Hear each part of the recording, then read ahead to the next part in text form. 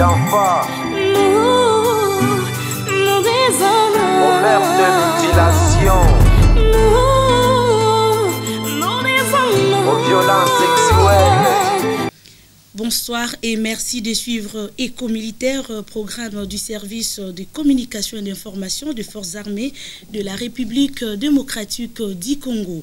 Le 21 septembre de chaque année, le monde entier célèbre la journée internationale de la paix instituée par les Nations Unies en 1981. Cette journée a été créée pour que les gens s'engagent en faveur de paix et en dépit de toutes leurs différences. Cela permet de contribuer à la construction d'une culture prônant la paix à l'échelle mondiale. En marge de cette journée, nous avons choisi de parler du système d'alerte rapide au recrutement d'enfants soldats en République démocratique du Congo. Nous allons également parler de la détention d'enfants soldats dans notre pays et du processus de leur libération ou de leur remise au service compétent. Mesdames, Messieurs, je suis Ashley Chipamba. Bien que la pandémie de la COVID-19 pourrait changer les choses cette année, des millions de personnes à travers le monde ont dans le passé commémoré cette journée par le défilé, des veillées, des prières et des activités sportives, des danses et de messages de paix. Le thème de cette journée nous aide à construire la paix ensemble. Du point de vue du secteur de la défense et du service de sécurité, je pense que nous avons un rôle clé à jouer dans la manière dont nous construisons cette paix ensemble. Et comme on l'a toujours dit, les enfants sont le futur dirigeant de notre beau et grand pays, la République démocratique du Congo. Pendant que nous célébrons la journée de la paix, cette émission va se consacrer sur le concept de construire ou d'établir la paix ensemble, particulièrement pour les enfants de notre pays. C'est pourquoi nous sommes ici aujourd'hui pour parler de la manière dont la République démocratique du Congo a pu mettre un terme au recrutement et à l'utilisation d'enfants soldats. Comme je l'ai épinglé au début de mon propos, nous allons analyser particulièrement les mécanismes d'alerte rapide au recrutement d'enfants mis en place dans notre pays, sans oublier les dispositions prises en ce qui concerne la détention des enfants ainsi que le processus de leur remise en liberté ou de leur remise aux organismes chargés de la protection de l'enfant. Assez de faire des enfants, des esclaves sexuels, être des victimes ou être des militaires, que ça se reproduise plus dans la guerre, que ça se reproduise plus dans la guerre. Pour décrypter cette thématique, j'accueille dans ce beau plateau 4 invités. Il s'agit du général de brigade Ekenge Bomoussa Efomi Sylvain, commandant second chargé des opérations et du renseignement du service de communication et d'information des forces armées. Et le colonel Bata Bombe Apanza Jean-Daniel, commandant second chargé de l'administration et la logistique du service de communication et d'information des forces armées. Il est aussi expert en lutte contre le recrutement d'enfants dans les forces et de groupes armés et en matière de la lutte contre les violences sexuelles et la promotion du genre. Je reçois aussi Madame Chimba Esther, membre du GTTC, spécialiste de groupes vulnérables. Elle est de l'unité d'exécution du programme de désarmement, de démobilisation et réinsertion. Enfin, Maître Mukendi Tidimou Arsène de l'Institut d'Alerte pour les enfants, la paix et la sécurité. Bonsoir à vous. Bonsoir. Vous êtes le bienvenu dans cette émission. Merci. Mais avant d'aller plus loin, chers téléspectateurs et auditeurs, une annonce intéressante pour vous. L'initiative d'Alerte est désormais connue, l'Institut d'Alerte. Félicitations pour cela, M. Arsène Mukendi Tidimou et votre équipe au Canada et dans le monde. Merci. Nous en reparlerons un peu plus tard, mais pour l'instant, voyons comment empêcher le recrutement et l'utilisation d'enfants soldats. Je voudrais commencer par vous, le général Ekenge. Bonjour, mon général. Bonjour. Du point de vue des forces armées de la République démocratique du Congo, lorsque vous parlez du recrutement et de l'utilisation d'enfants soldats, vous faites allusion à quelle catégorie d'enfants, mon général? La Constitution de la République démocratique du Congo fixe l'âge de maturité de l'enfant. Et cet âge est fixé à 18 ans révolus. Donc, en dessous de cet âge, il n'y a pas de recrutement dans l'armée. Donc, lorsque nous lançons nos sessions de recrutement, nous insistons sur ce facteur-là. Ne peut être admis à intégrer les forces armées de la République démocratique du Congo que les jeunes filles et garçons des nationalités congolaises ayant atteint l'âge de 18 ans à la date du recrutement. Tout celui qui est en dessous de cet âge s'appelle enfant, conformément aux lois de la République. Aujourd'hui, nous célébrons depuis le 21 septembre la journée internationale de la paix et nous parlons de la protection des enfants de ces pays. Pouvez-vous expliquer pourquoi est-il important d'accorder la priorité à la protection des enfants et la lutte contre leur recrutement et leur utilisation dans les forces et groupes armés, mon général? Tous, nous avons été des enfants. Oui. À un certain moment, même si aujourd'hui on est adultes, et même si s'il y a des gens qui ont encore des parents, on les appelle enfants, oui. Mais on est passé par ce stade-là. Et notre souci était de devenir ce que nous sommes aujourd'hui. Et il ne faudrait pas que la relève de la République, nous puissions trafiquer leur existence. Donc si nous voulons un Congo grand et fort, demain, il faudrait que nous puissions nous occuper des enfants aujourd'hui. Nous devons nous occuper de leur protection, nous devons nous occuper de leur devenir, nous devons nous occuper de leur bien-être, nous devons nous occuper de leurs études. C'est ça le rôle que nous devons jouer vis-à-vis de nos enfants et c'est pourquoi nous devons nous intéresser à ces enfants-là et nous devons avoir une pensée toujours dans le devenir des enfants. Merci beaucoup. Une question générale adressée à vous, Madame Esther Chimba, à Maître Arsène Chidimbu et au colonel Batabombe. Pourquoi est-il important de penser aux enfants lorsque nous parlons de la paix? Commençons par vous, Madame Esther. Merci pour la parole. Je vous en prie. Quand on parle de l'enfant, oui, il fait partie de l'ensemble que nous appelons famille. Quand on parle d'une famille, il y a les parents, il y a les enfants. Et donc, si nous parlons de la paix, nous parlons de la paix avec l'ensemble. On ne parle pas de la paix avec une partie de la famille. Et comme le général venait de le dire, nous parlons de la paix dans la nation. Et donc, tous les membres de la famille, oui, la famille restreinte comme famille biologique, mais la famille comme nation. Donc, les enfants font partie aussi de la famille en tant que nation. Et donc, quand nous parlons de l'avenir de la nation, nous parlons aussi de l'avenir des enfants. Et quand nous parlons de la paix, elle ne commence pas quand ils naissent. Nous connaissons tous la psychologie de l'enfant. Un enfant peut être perturbé dès le sein maternel. Donc quand on parle de la paix commence en famille. La paix peut commencer quand l'enfant est encore dans le sein maternel. Que les deux parents acceptent la venue de l'enfant. Que les deux parents ne traumatisent pas l'existence de l'enfant dans le sein maternel parce qu'il vit ce que vivent les parents. Et quand on parle de la culture de la paix, il faut inculquer les valeurs de la culture de la paix à la famille. À partir de la vie familiale, quand les parents vivent de manière paisible, ils inculquent les bonnes valeurs de la paix à l'enfant. Oui. Et un enfant paisible qui a vécu d'une manière équilibrée, il ressort dans le rôle qu'il va jouer quand il devient grand. Il transcende, il communique ce qu'il a vécu dans la famille. Et donc, tout est lié quand on parle de paix, de sécurité, de quiétude et de développement. Parce que l'enfant, c'est le devenir de demain. L'enfant, c'est le Congolais de demain. Et donc, il est Congolais aujourd'hui, mais demain, c'est lui qui aura les responsabilités. Et si donc il a été bien éduqué dès la base et qu'il a vécu les bonnes valeurs de paix, il peut continuer à les communiquer là où il va travailler, là où il va évoluer pour développer les grands Congo. Et mon colonel, avez-vous quelque chose à ajouter?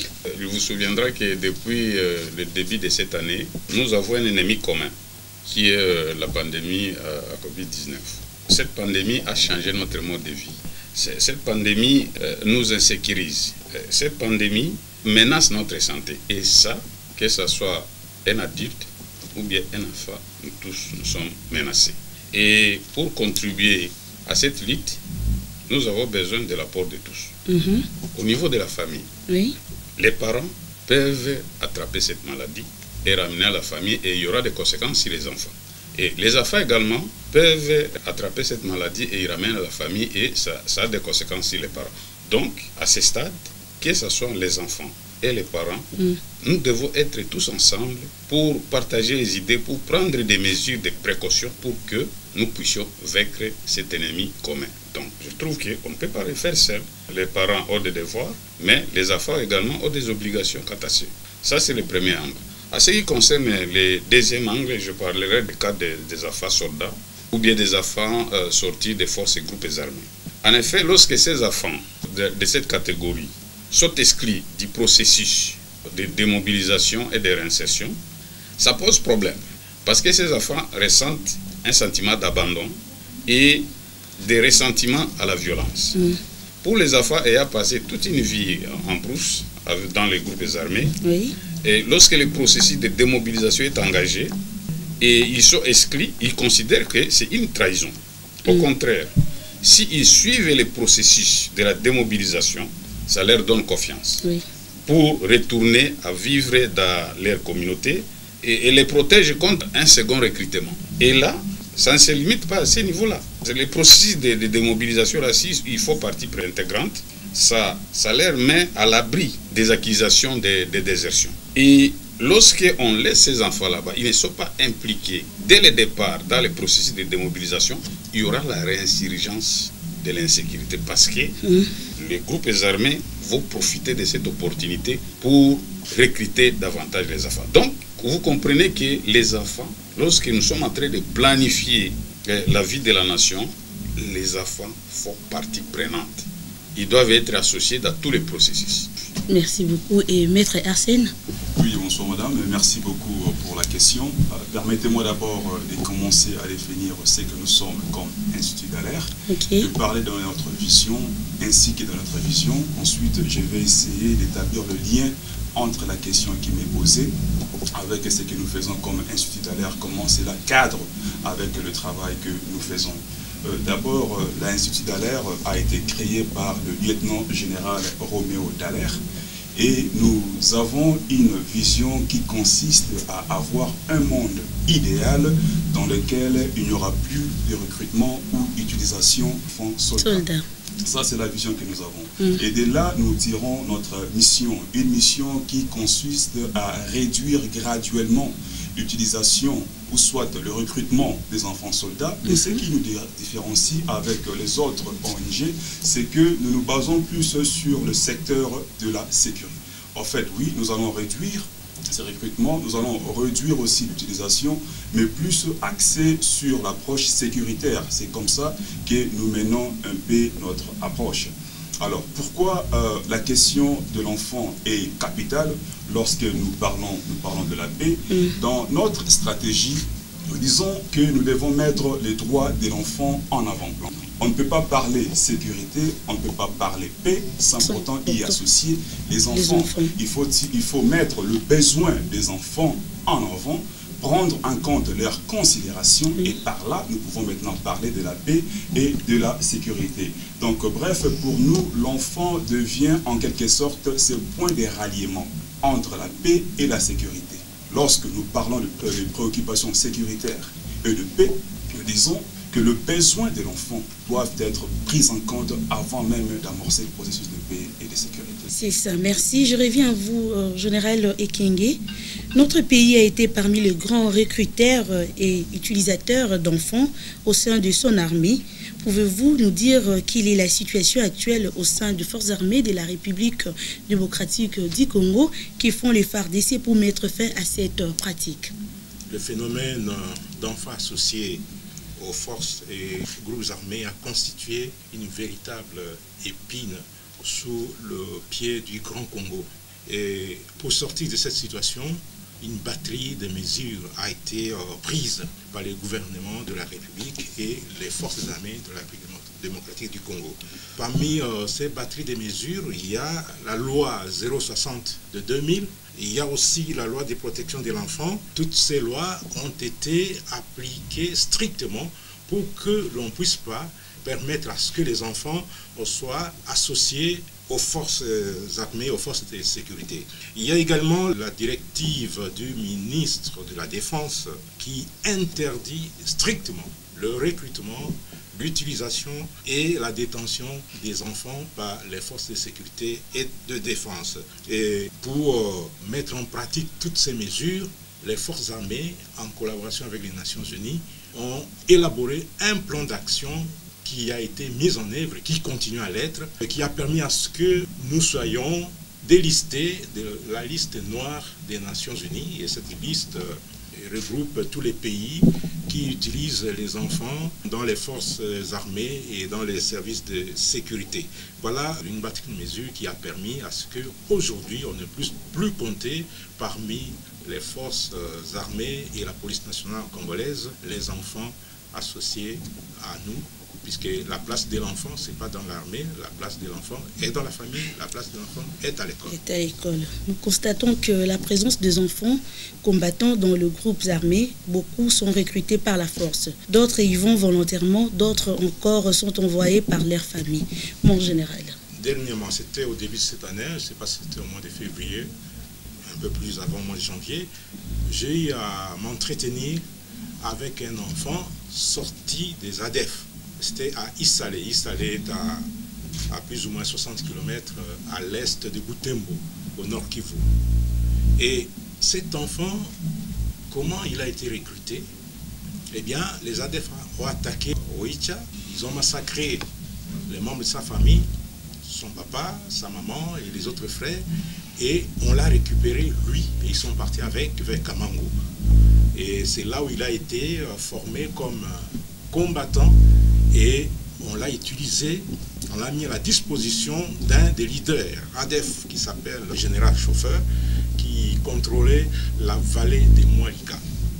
Et lorsque j'ai eu à m'entretenir avec lui, lorsqu'on l'a sorti de ce groupe, quelque chose m'a frappé, que cet enfant, lorsqu'on l'a recruté, il avait moins de 15 ans. Tout ce qu'il a eu comme formation, instruction, c'est ce qu'il a appris chez les ADF. Et l'enfant m'a dit que, et maintenant que j'ai 17 ans, qu'est-ce que je vais devenir? Est-ce qu'il n'y a pas moyen que vous puissiez me former, m'envoyer à l'école? Et ce qu'on a fait, on l'a pris, on l'a mis à la disposition des structures appropriées. J'espère qu'on s'occupe de sa scolarité. Il n'y a pas que ça. J'ai rencontré d'autres enfants qui m'ont dit comment ils ont été recrutés. Il y a des raptes qui ont eu dans les écoles, on a recruté les enfants. Il y a des enfants qui sont envoyés par les parents dans les groupes armés. Il y a des enfants, on dit en tout cas il faut une autodéfense pour sécuriser nos biens, pour sécuriser notre communauté. Et on demande à chaque famille de donner un enfant. D'autres enfants sont recrutés par ruse. Les parents leur disent nous avons besoin des enfants pour aller étudier en Arabie Saoudite, à Médine, pour étudier, aller dans les écoles coraniques là-bas, et ils viendront servir comme des imams. Et ces enfants, au lieu de les amener en Arabie Saoudite, on les amène à Béni et on les envoie à Madina, un des sanctuaires des ADF dans le triangle de la mort. Donc, vous voyez qu'il y a des modes de recrutement qui sont utilisés par les seigneurs de guerre, qui sont utilisés par les groupes armés pour avoir les enfants. Et les ADF particulièrement ne recrutent pas les adultes. Ils aiment recruter les enfants de moins de 15 ans parce que c'est un terreau fertile pour la radicalisation. Si on vous recrute, vous et moi, en tout cas, vous allez réfléchir. Et surtout que l'enfant ne réfléchit pas comme un adulte. Son consentement n'est pas éclairé. Vraiment. Alors on l'amène, on va les manipuler. Et j'ai déjà rencontré des enfants qu'on a envoyés tuer leurs propres frères, décapiter leurs parents, décapiter les membres de leur famille, parce que pour vérifier s'ils sont déjà radicalisés. Et vous voyez que c'est un problème sérieux. L'enfant, sa place n'est pas dans les groupes armés. Comme je l'ai dit tout à l'heure, oui. Sa place est dans la famille, à l'école. Et à l'école. Colonel Batabombe. Il faudra savoir que lorsqu'il y a la guerre, les irrationnels s'installent. Il y a de ces enfants, comme les gens venaient de le dire, on a exterminé ses parents. Il n'a plus ni de papa, ni la mère, n'existe plus, même les autres membres de la famille. Et ceux-là, ils cherchent la protection. Ils pensent que s'ils vont intégrer les groupes armés, ils seront protégés. Ils cherchent la nourriture, ils cherchent les vêtements, ils cherchent les toits. Ils pensent qu'ils auront du travail à partir des groupes armés. avec la propagande de ces groupes, l'enfant, et du coup, il est emporté. Donc, ces enfants-là sont pauvres, ils sont séparés de leur famille, ils sont des déplacés, ils vivent dans les zones de combat, et donc, ils sont vulnérables au recrutement. Pour résoudre cette question, il faudra une approche globale. Pour ces enfants-là qui n'ont plus de parents et qui n'étudient pas, mais il y a des organisations non gouvernementales ou bien des structures étatiques qui prennent en charge ces enfants-là. Ces structures-là méritent d'être renforcées. Il y a aussi le problème d'accès à l'école. Si tout le monde a accès à l'éducation, ce sera une bonne chose. Et l'accomplissement des devoirs même des parents. Vous savez, moi je suis parent, mais je me fais les devoirs de surveiller mes enfants, leur poser la question, mais tu n'étais pas là à 19h, ou bien je ne t'ai pas vu toute la journée. Lorsque je rentre au travail, je dois savoir où sont mes enfants. Donc, c'est également le devoir des parents de surveiller leurs enfants. Ce n'est pas possible. L'enfant fait 2, 3 jours, 4 jours à Goma, à Massissi. Mais vous ne posez pas la question à l'enfant.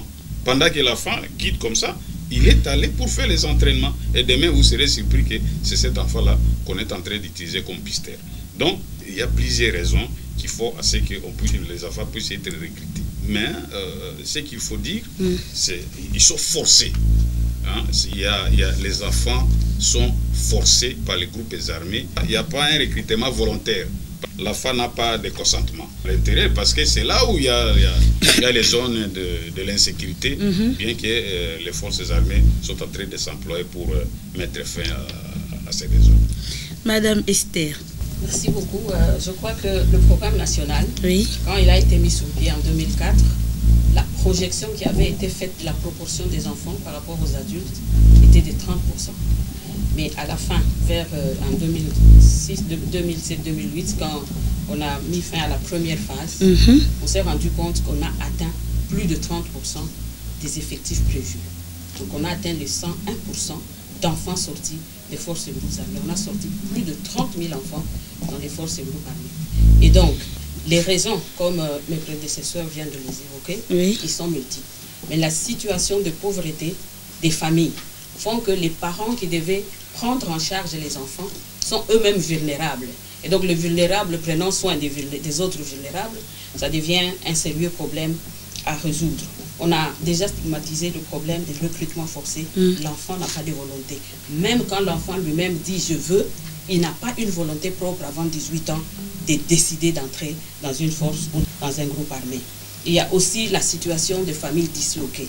Les familles monoparentales, les familles de remariage, les familles de veuvage. Donc souvent, ces cas de familles disloquées sont un terrain favorable pour le recrutement parce que souvent les enfants, la prise en charge correcte des enfants pose problème. Mais il y a aussi des effets d'entraînement. Quand on est dans un groupe d'amis, on dit les mauvaises compagnies corrompent les bonnes mœurs. Un enfant peut être bien éduqué, mais quand il se retrouve dans un mauvais groupe, le groupe qui décide de fréquenter les groupes armés, il est entraîné vers ces groupes armés. Il y a ce qu'on a dit, les sécurités permanentes.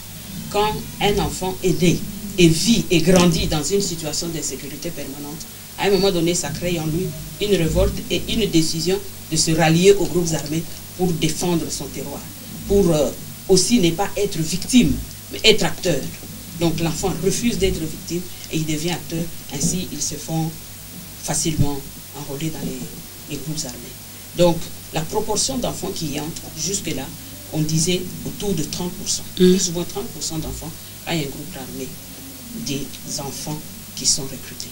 Merci Madame Esther. Maître Arsène. Oui Madame, merci. Abordant dans le même sens, je dois commencer par dire que l'enfant, dès par son âge, l'âge de l'enfant est dès par son âge. Pourquoi je dis cela? L'enfant n'a pas encore développé toutes les facultés cognitives pour prendre une bonne décision. Et souvent, dans la plupart des cas, nous constatons que déjà lorsque dans un pays, vous avez l'effondrement du tissu social, cela amène beaucoup de choses. Et aujourd'hui, qu'est-ce qui rend les enfants vulnérables? Oui, nous avons évoqué, je peux évoquer ici le manque des soins de santé appropriés, manque d'éducation, manque d'accès ou soit ayant des ressources qui sont limitées. Hein. Mais il y a aussi d'autres facteurs que je dois mentionner ici, l'idéologie. Okay? Aujourd'hui, il y a des groupes qui utilisent l'idéologie pour recruter des enfants. Et ces enfants-là sont vulnérables parce qu'on leur trompe dans l'idéologie. Dans la plupart des pays, nous constatons aussi que l'idéologie peut peut-être être politique ou religieuse, n'est-ce pas? Et il y a aussi un facteur que je dois évoquer ici, c'est l'approche communautaire. Lorsque la communauté n'est pas soudée. L'enfant est un humain, il a les droits humains. Il vit parmi les humains, il a les droits humains.